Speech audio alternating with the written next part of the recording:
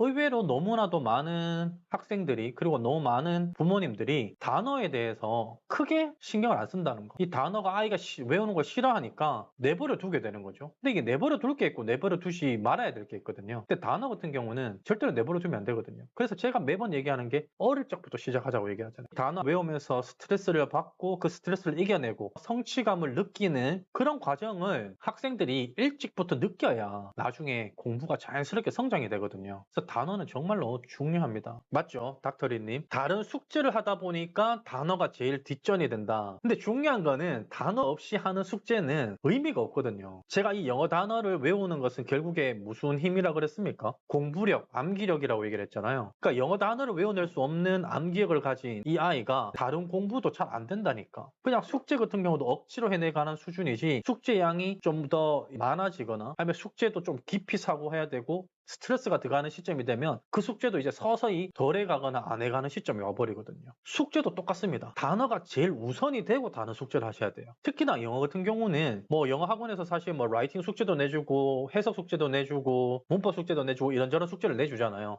단어 숙제가 사실은 핵심입니다. 영어에서는. 사실은 영어는 단어 숙제가 전부여야 돼요. 그래서 단어가 제일 중요한데 강제로 시키기에도 힘들고 아이랑 부딪히는 부분이다 보니까 자꾸 피하게 되죠. 근데 그 피해왔던 그 결과가 중학교 올라갔을 때 처참한 결과로 다가오게 되거든요.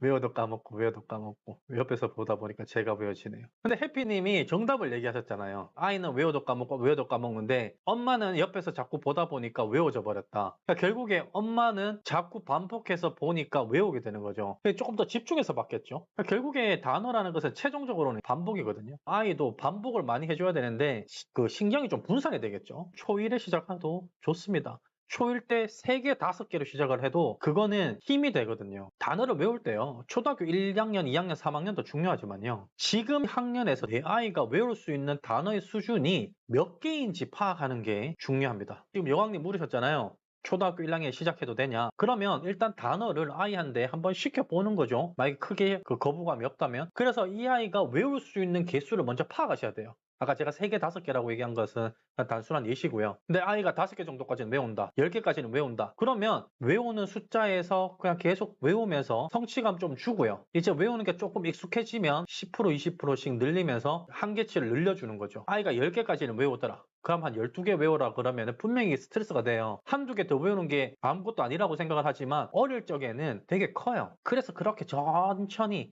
한계치를 늘리면서 스트레스량도 서서히 늘려가는 거죠. 그러니까 일찍 시작한 아이는 당연히 학년이 올라갔을 때 그 동년대보다는 더 많이 외우고 있겠죠. 초3 때 이미 중등 단어 보는 애들도 있어요. 그러니까 그 아이들은 너무 일찍 시작했기 때문에 잘못되었느냐?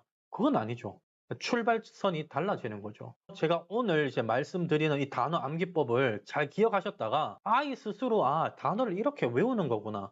그리고 이렇게 외우니까 훨씬 쉽구나. 이렇게 외우니까 잘 안 잊어버리는구나 라는 것을 스스로 알게 만들어줘야 돼요. 그리고 어릴 적에는 부모님들이 뭘 하라고 하면 큰 거부 반응 없이 받아들이거든요. 그대로 받아들이면서 습관이 되어버리는 경우가 많거든요. 그래서 어릴 적 시작하는 게 좋아요. 만약에 5학년, 6학년 정도서 뭐 쓰면서 하라 그러면 왜 써야 돼? 나는 눈으로 보는 게 더 좋은데 자꾸 이렇게 톤을 단단 말이죠. 근데 일찍 시작하면 어머니가 이렇게 하는 게 좋아, 이렇게 해야 된다라고 하면 그대로 따라가는 경우가 많거든요. 그러니까 그게 자연스럽게 습관이 되어서 꾸준하게 해내는 방법이 되는 거죠. 요즘 아이들 학원에서 단어 시험을 치니까 화요일 날 학원을 가면 월요일 밤에 외운 애들은 그나마 이제 양반입니다. 학교 갔다 와서 2시간 전부터 막 외우기 시작을 합니다. 그러니까 제가 단어량을 왜 늘려주라고 그러냐 하면 예를 들어서 초등학생이 단어를 30개만 시험을 친다고 하면은요. 이 아이는 1시간이나 1시간 반 전에 단어 외우기 시작을 하면 그 단어 그냥 단기 기억력으로 외워버려요. 그리고 가서 시험 치고 잊어버려 버리는 거지. 저기 다둥맘님이 얘기한 것처럼 그냥 그대로 잃어버리는 겁니다. 초등학교 저학년 때 평균 몇 개 정도가 적당할까요? 제가 주는 것은 기본적인 그 평균치고요. 우리 아이는 더 잘할 수도 있고 더 느릴 수도 있거든요. 지금 아이가 단어 외우는 게 그 부담스러워하지 않으면 한 30분 정도나 40분 정도에서 외울 수 있는 단어 개수를 한번 확인해 보세요. 아이가 초등학교 2학년 아닌가요? 학년에 따라서 외워야 되는 개수가 있지만 다르거든요. 외우는 속도가. 그래서 제가 말씀드렸다시피 초등학교 6학년 됐을 때는 100개 정도는 외워줘야 돼요. 주 2회 칠 때. 그러니까 한 번 칠 때 100개 정도는 외워서 단어 시험을 쳐낼 수 있는 암기력과 공부력은 있어야 되거든요. 천천히 잡아간다고 생각을 해요. 근데 100개를 넘어서도 괜찮아요. 넘었으면 더 좋은 거지.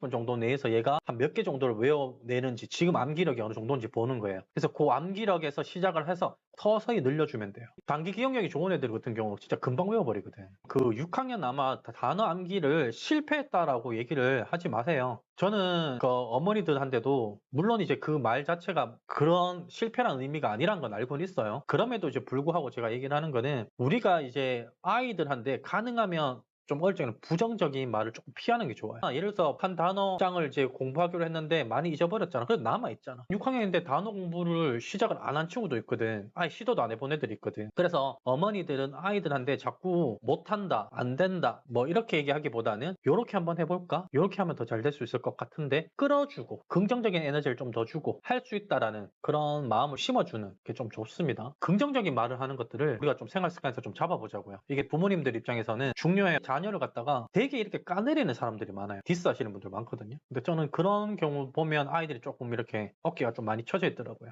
그러면 자연스럽게 공부도 조금 더뎌지기 때문에 아이들한테는 항상 긍정적인 말, 좋은 말, 효용 눈으로만 봅니다. 우리가 어려워지니까 금방 잊어요. 그죠? 그래서 제가 어릴 적에 바로 잡아야 된다고 얘기를 하는 거예요. 그래서 초용 눈으로만 보기 시작을 해가지고 이제 쓰라고 하면 잘 안 쓰거든. 요런 케이스는 요렇게 해라 라는 것을 오늘 말씀드리도록 하겠습니다. 조금만 더 기다려 주십시오. 초3이고 이제 단어 암기 시작했는데 단어를 보고 뜻은 알지만 스펠링의 정확도는 떨어져요. 단어 암기라는 게 스펠링도 정확하게 외워야 하는 건가요? 스펠링은 외워주면 좋죠. 근데 초3이고 이제 단어 암기를 막 시작했으면 스펠링을 굳이 다 못 외우더라도 뜻만 외워도 괜찮습니다. 뜻을 외우면서 단어량을 우선은 먼저 늘려주세요.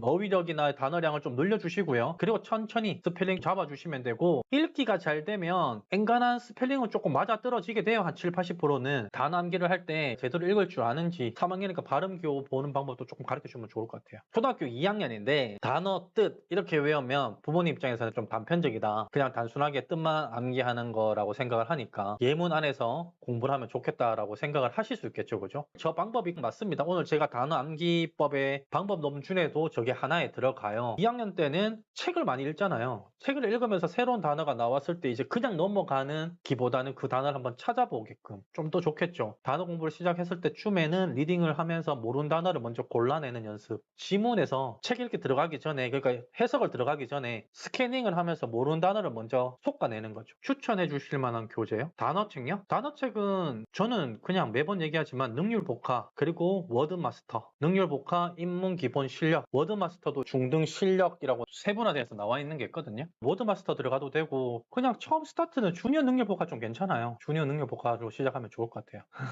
맞아요. 역치. 제가 지난 영상에도 매번 강조했죠. 이 스트레스의 역치, 그러니까 뭔가 힘듦의 역치 요즘 너무너무 약합니다. 그 역치를 늘리는 것을 부모님들이 안 해주시다 보니까 우리 아이가 스트레스 조금만 받으면 어머니들 막 안절부절 막 못해요. 도와주고 싶고 그냥 내버려 두셔야 되거든. 넘어지도록 내버려 두셔야 되는데 넘어지려고 하면은 잡아버리고 넘어지려고 하면 잡아버리고 그러니까 애들이 넘어지는 것에 대한 아픔도 모르고 넘어지기도 싫어하고 그렇게 되는 거예요. 아이가 외우는 단어가 배우는 지문이나 빌려오는 책에 나오는 단어 수준이 비슷하니 반복 학습이 되는 것 같습니다. 와우. 저게 부모님들이 제일 신경 써주셔야 되는 거고 학원을 다니고 있으면 큰 도움을 주는 거거든요. 윤영님은 정말 잘하고 계시네요. 저게 되게 중요해요. 주말마다. 학원을 다니고 있어도 학원에서 이제 아이가 나가버리면 어떻게 컨트롤 방법이 없잖아. 아이와 가장 많이 지내는 사람은 어머니거든. 엄마란 말이죠. 집에 오래 있기 때문에 집에서 결국 어느 정도 케어를 안 해주면 좀 힘들어.